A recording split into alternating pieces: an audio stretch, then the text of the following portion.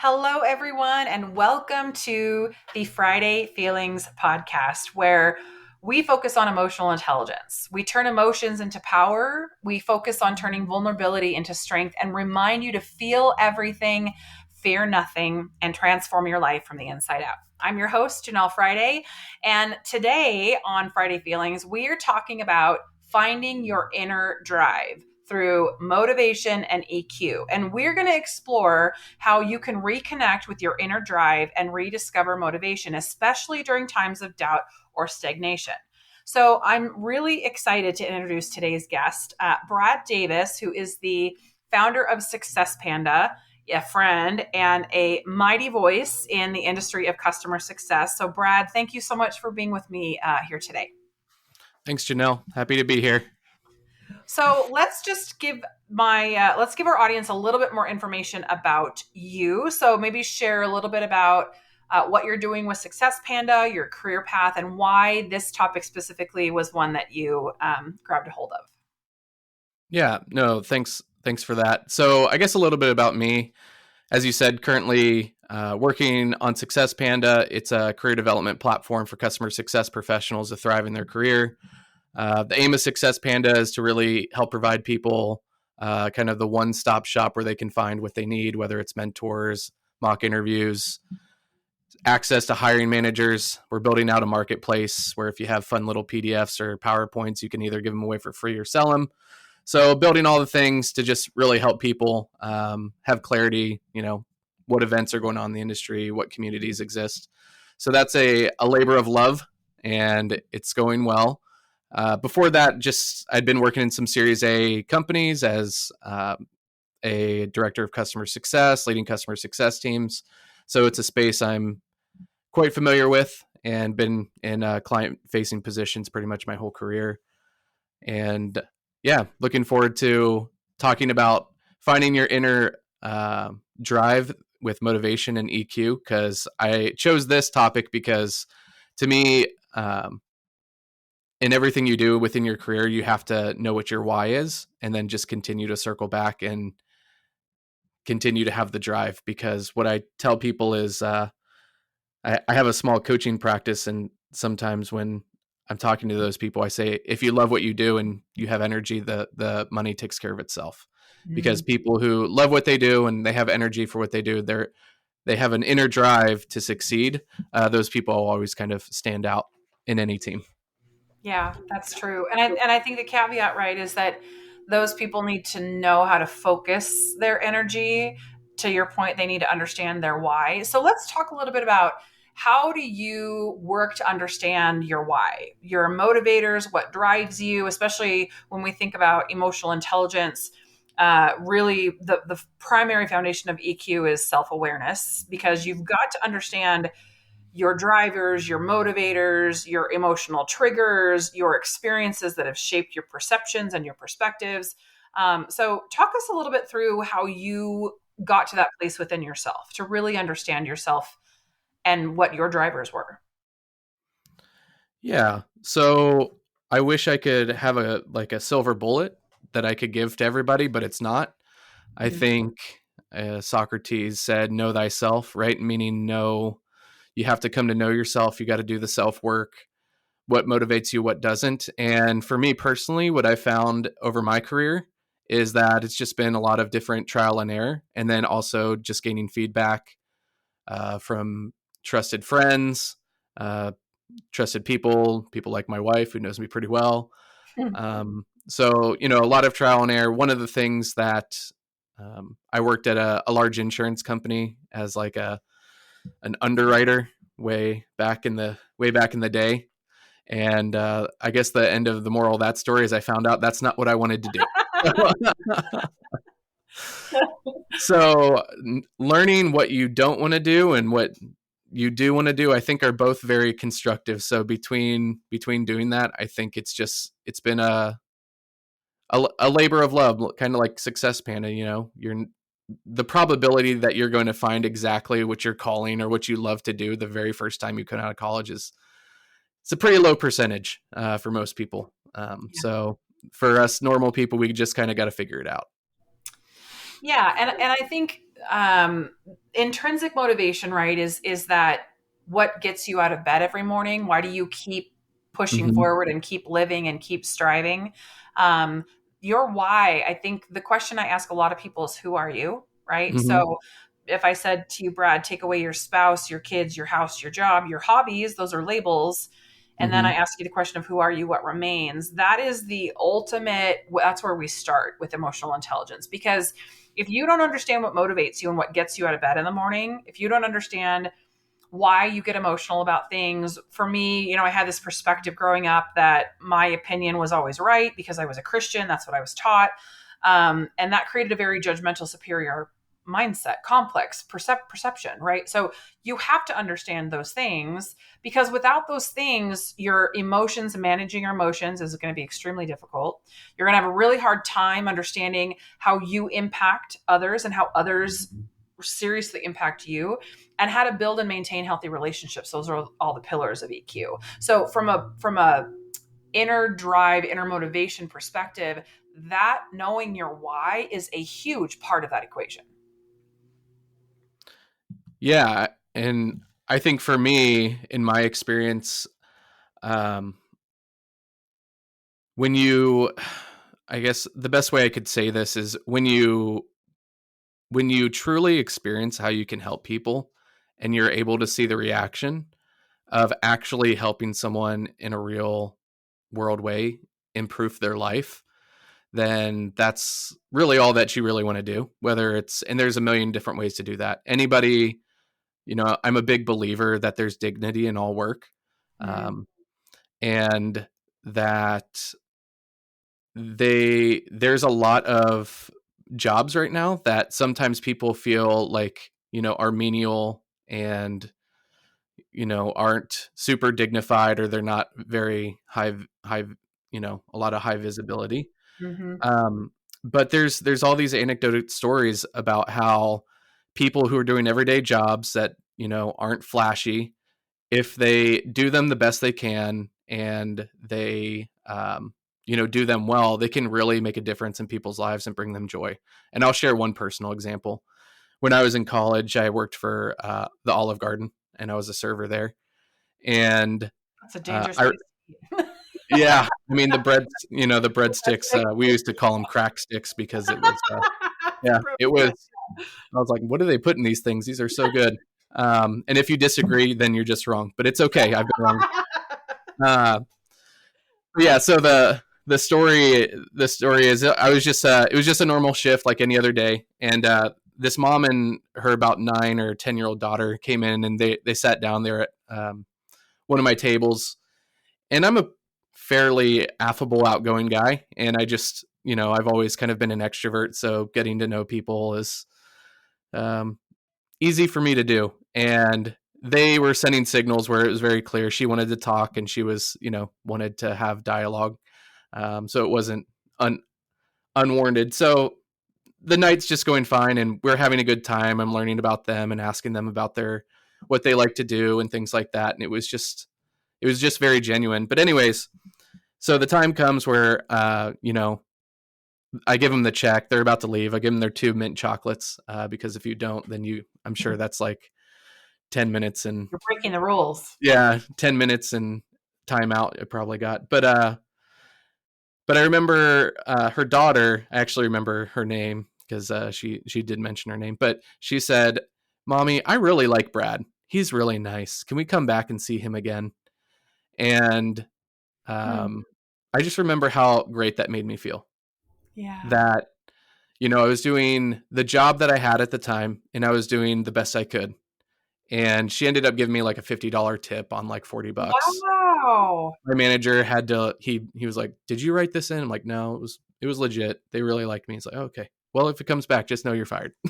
I was like, "Okay." but uh but it was just it was really it's just kind of stories like that, and I have so many more of those stories that when you're doing a good job, and you're really thinking about the person behind the service or the product, um, then you're able to find that elusive word of happiness, right? That a Mm. lot of times seems to evade so many people in their work. Yeah, there was actually a recent daily talk show that said the key to happiness is to remove all expectations from people. And I'm like, Yes. my inside voice is like, that's a terrible piece of advice. Yeah. Because if you don't expect goodness, if you don't expect kindness, if you don't expect to be challenged and encouraged, like to have zero expectations means you hope for nothing. And hope keeps us moving forward. Hope keeps us pushing and surviving when things are difficult. And I think one of the things I want to highlight though is that this role of the role of purpose, you found a purpose in helping others, right? And again, like you said, there's a million different ways to help others, but that was a primary motivational driver for you, was to help others. So for listeners who maybe they don't like serving other people, maybe they're called to, raise horses and they don't want to interact with anyone, or maybe they're called to be a gardener and create a beautiful space outside, or maybe they're entry level, SDR or BDR, and that can be a little bit undignifying at the beginning because it's an entry level role, right? So really what I want to highlight is your purpose comes from your values. And one of the things I Mhm. talk a lot about with Lionheart is understanding your values, and that your values are created by the experiences that you've had in life. Right? You could have been taught values. So for me, coming from a conservative Christian household, the values that I have were grounded in the Christian faith because that's how I was raised. But Mhm.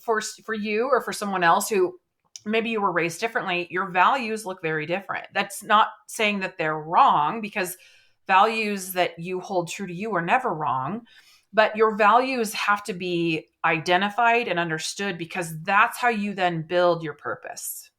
When you build your purpose and you find your drive and your why built on your personal values, it drives you to long-term perseverance and satisfaction, which I would also partner with happiness. When you're doing a job, no matter what the job is, and you're living and breathing your values, no matter what that job is, you're going to find a level of satisfaction and motivation in your day to day. Is that a fair way to say that?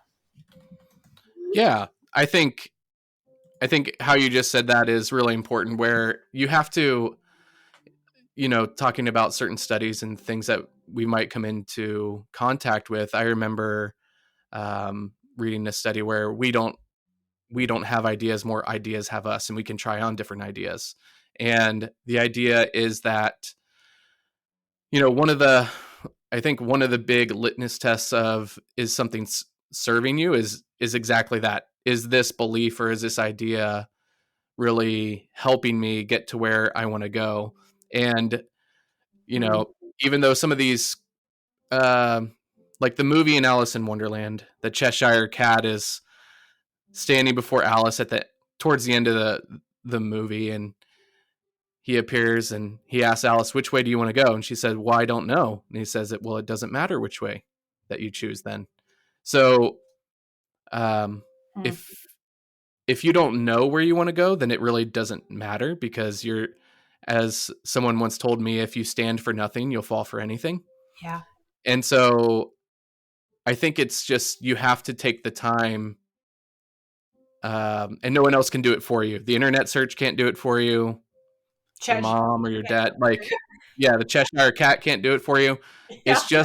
It's just inner work that you have to do by sitting alone with yourself, meditation, thinking about where is it that you ultimately want to go, and then just deciding this is how I want to get there. I mean, that sounds super kind of basic, but it's surprising, you know, it's surprisingly a common challenge for many people.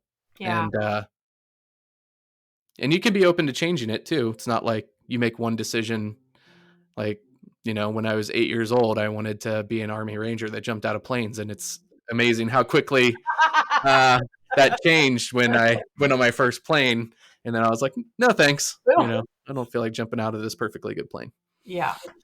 Well, I mean, and I think, because I want to really kind of break this down even further. So, really, if you're in the process of figuring out who you are, what is your why, what drives you, there's a lot of things that bombard our thought process, and whether we call that imposter syndrome, whether we call that insecurities, but there's a lot of things that we tell ourselves or that we listen to that take away from our ability to understand ourselves, right? That put us into kind of this numb day in and day out routine, because sometimes when we ask those questions of ourselves, like, who am I, or why am I motivated by this, we don't like the answer. Right. So Mhm. when I started to really ask myself, why do I feel this way, or why am I doing this? The answer was because I had experienced this thing as a kid that I wasn't aware of at the time. Right. And so Right.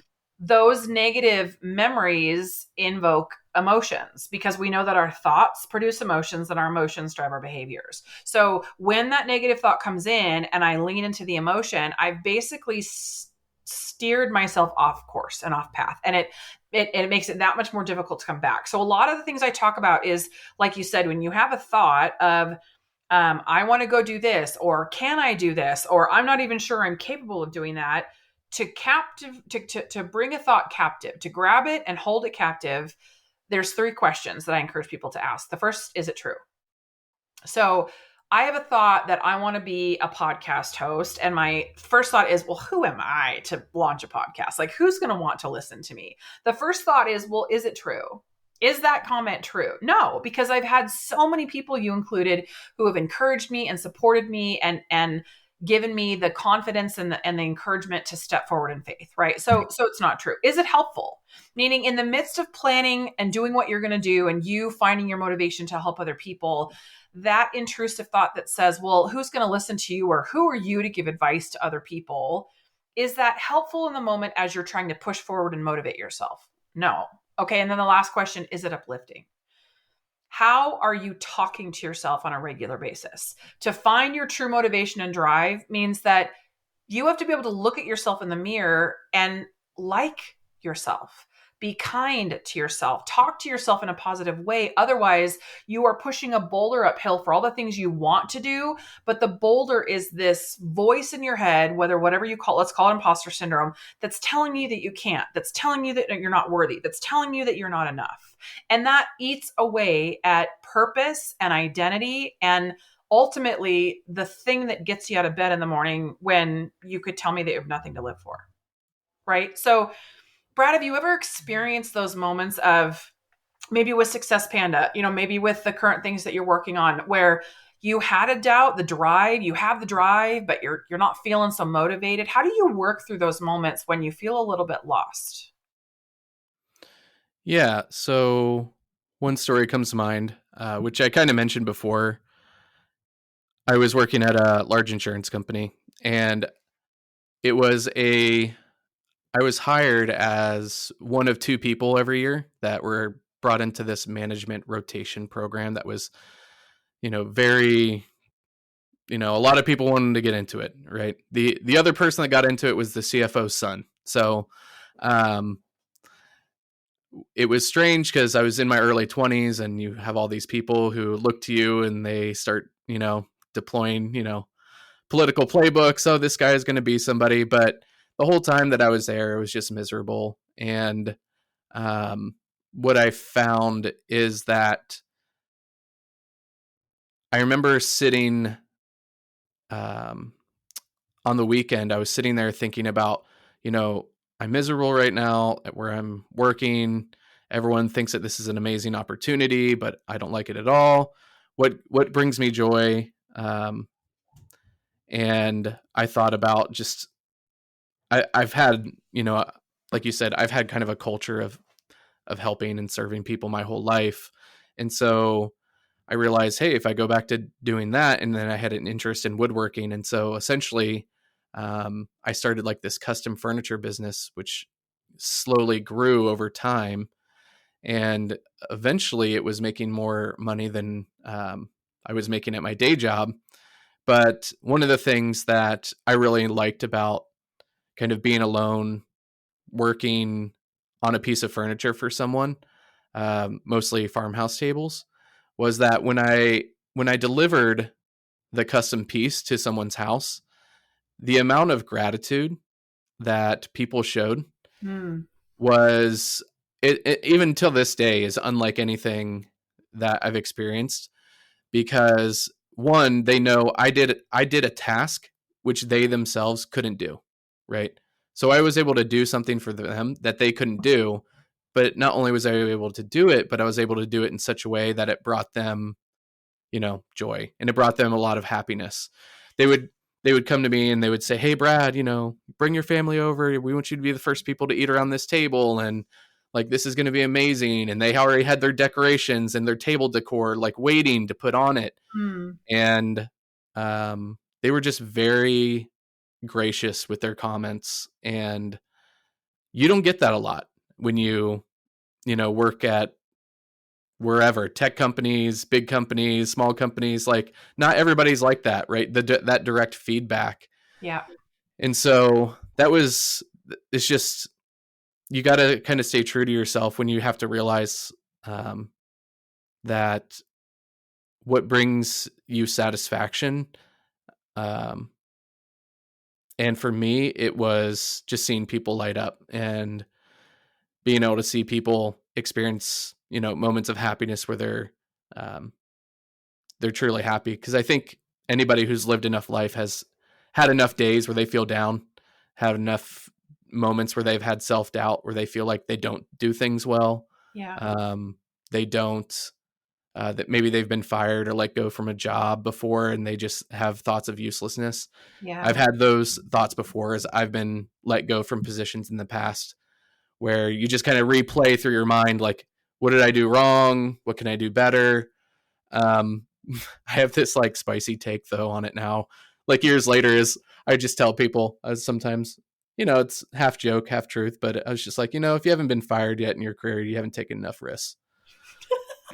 I like halfway believe that, but it's kind of true because, if you're just sitting back and being comfortable, like when I was working at that insurance company, I remember sitting next to a guy who was supposed to train me on something, and he had been at the insurance company for 35 years. And Wow. like, he was a nice guy, but I was just like, I just can't imagine doing this, for 35 years. And, Yeah.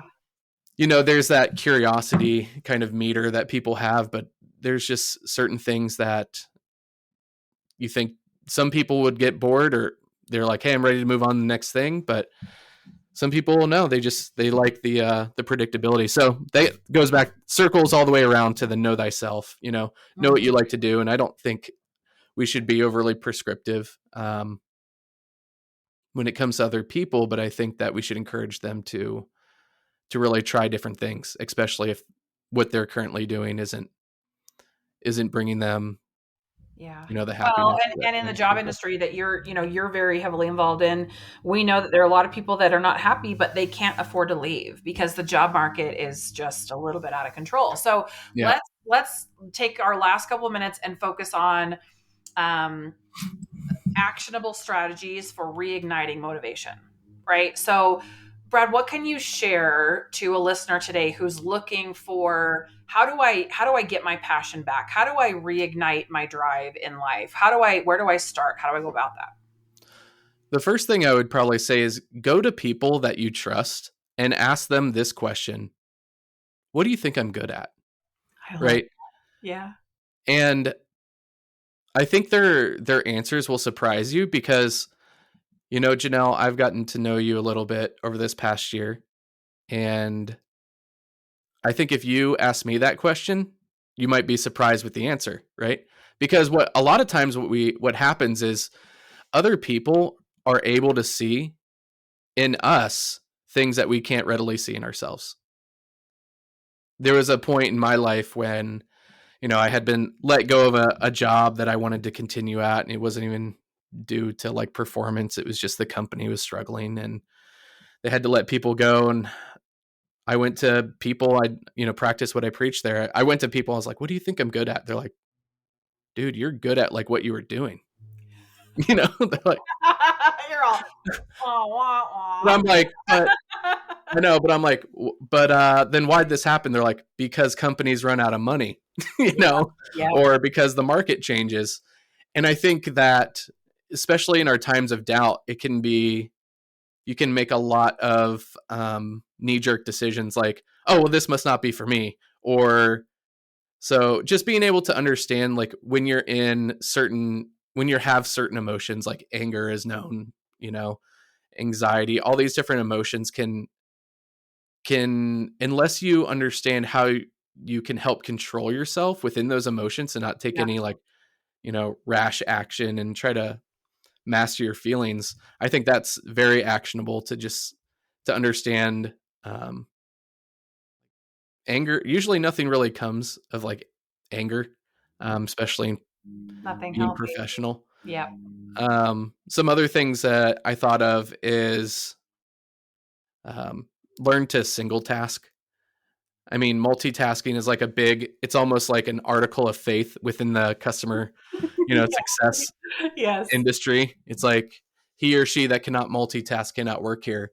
But, a lot of the research and talks about, single tasking and being able to finish certain, the tasks that you're on. And I found that to be super important, to be able to focus, or another way is just be able to focus on one thing. And as I've been a founder in Success Panda, there's been countless opportunities for me to kind of go down winding roads, whether it's in product or other opportunities that have come up. And I've always had to go back to, I need to focus on the product and building a first class product that people will enjoy, and always kind of going back to that, because there's never a shortage of people who either want to collaborate with you or help you in other different ways, but try to take you off of what your main goal is. And so I'm a big believer in kind of single tasking and keeping focus, because especially in a world of distractions where we have some of the highest paid, psychologists working for social media companies where the whole purpose is to get you to spend time on their app. It's fairly easy to do, and unless you put up some guardrails mentally, you can find yourself scrolling all day and not getting a whole lot done. Well, and social media. I was just talking to a friend recently about the psychology behind social media, the psychology behind the TV shows that we're watching are meant to create negative emotions within you. Right. Fear, anger, rage, jealousy, sadness, depression, anxiety, and they're fake emotions because they didn't come from you naturally.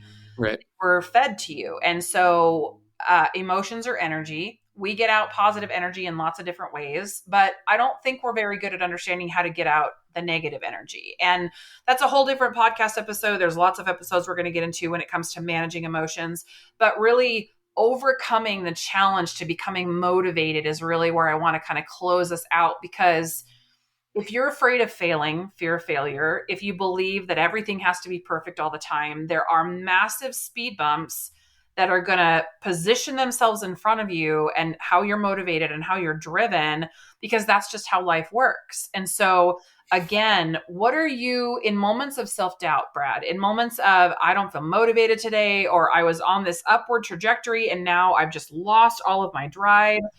What do you do in those moments to get your mind right and to get you back on track?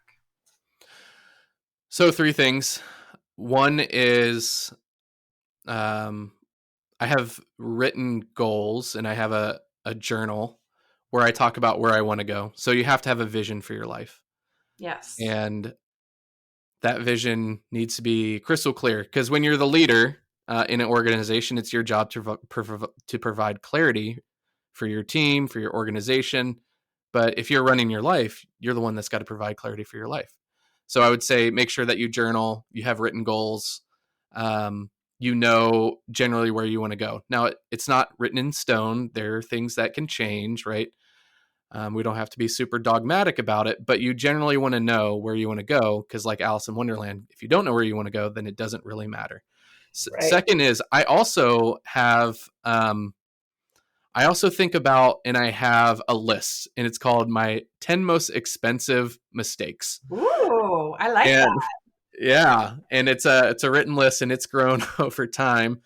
Um, and right now, my top most expensive mistake was $42,000. I'll save what that was, but yeah, it was. So it's just there's a list, but I think it's also very practical, Jenelle, to have within keeping in within your memory what you want to run away from. So you want to have something you want to run to, right? You want to have an ideal, but then there's also things you want to run away from. It's been interesting because um, there are definitely times and seasons in my life where I was just like, I don't ever want to feel that way again. And I want to make sure that this is recorded and documented. And then third is just, I'm just someone who is a big believer on being persistent. So for example, there's a quote that I wanted to just read. It's by Yeah. Calvin Coolidge. He was the 20th president of the United States. He said, "Nothing in this world can take the place of persistence. Talent will not. Nothing is more common than unsuccessful men with talent. Genius will not. Unrewarded genius is almost a proverb. Education will not. The world is full of educated derelicts. Persistence and determination alone are omnipotent. The key to success has always been and always will be press on." I So, love that. so I like that because I think this gets back to what you were saying earlier about like what, I'm going to start a podcast. Why would anyone want to listen to me? You have these, and I think that's the comparison, like comparison is the thief of joy Joy. is Yeah. another quote, right? You're comparing yourself to people who have been doing this for years and years, which is why, you know, the amount of people that would love to start something like a podcast or maybe their own business is quite high. I think I saw a study; it's in the somewhere in the 70% people would like to start something, but the number of percentage of people that do is like under 1%, because the amount of people that take that first action in order to take action, is very few because of the doubt, or the what I call the FUD, the fear, uncertainty, and doubt. The Yeah. FUD just takes over, and you have analysis by paralysis. You're there's a throwing ton out of, lots of terms. I love it. yeah. There's so many things, but you just have to be persistent. You got to take action because really there are no guarantees in life. That And when you come to the mature and adult understanding that this world owes you nothing, um, you have no you have no promises that what you're going to try is going to work. You realize that inaction is still a choice, and Yeah. that's what I found is like taking no action is making a choice, right? Yes. And so I don't know. I just feel like being emotionally kind of resilient, and then just I'm a big believer in just taking action and then iterating on that process. I So love that. And that's going to close us out. So I have a couple reflection questions if you're listening with us today. What personal values drive your goals? When you think about what's important to you, when you think about your values and your moral compass, what are those driving factors? And from all the things that Brad has shared with us today, what's one action that you can take today to reconnect with your purpose and define your values? So a lot of the things I talk about are, you're going to do a lot of thinking. You're going to do a lot of introspection and reflection and critical thinking about who you are and what you want. But if that's where it stops, thinking, if you don't get those thoughts out of your head into a journal like Brad does, into a goal list that sits in front of you, into something I talk about a lot called the I am statement, if you don't get it out and in front of you, it will get lost in the shuffle of life and all of the pressures and expectations and responsibilities that you have. And so if you take one thing away from today's conversation, I want to highlight that Brad is taking action to pursue what he wants. It's not just a thought in his head that he comes back to. He is physically getting out of his brain onto a piece of paper or printing a picture that's motivational. But if you don't do something different, you'll remain where you are forever. And we know that that's the definition of insanity, right? Is to do the same thing over and over and expect a different result. So my encouragement to you today is to take one thing away from this conversation to do for yourself that gets you back in alignment with your values and helps you become more driven and motivated to be actionable, to be transformative for yourself, and to change your life because you want to for yourself, not for anybody else. Because if you don't do it, nobody else will. Right. So we're going to wrap today. Brad, where can people connect with you? And if you want to give a little bit of a shout out to Success Panda and how people can get engaged with Success Panda, now's your chance. Yeah, no, just check us out at successpanda.io. And then feel free to, you can send me an email at brad@successpanda.io or connect with me on LinkedIn. I love that. Well, thank you again for being here. Your wisdom on this topic is so great. You've been such a motivator and inspiration to me. So thank you for your time and for giving today. Thanks, Janelle. Really appreciate it. All right. Well, as we wrap today's episode, I'm going to encourage you to be inspired to feel deeply, to fearlessly and authentically move forward, to keep leaning into your feelings and emotions because transformation starts within. See you next Friday.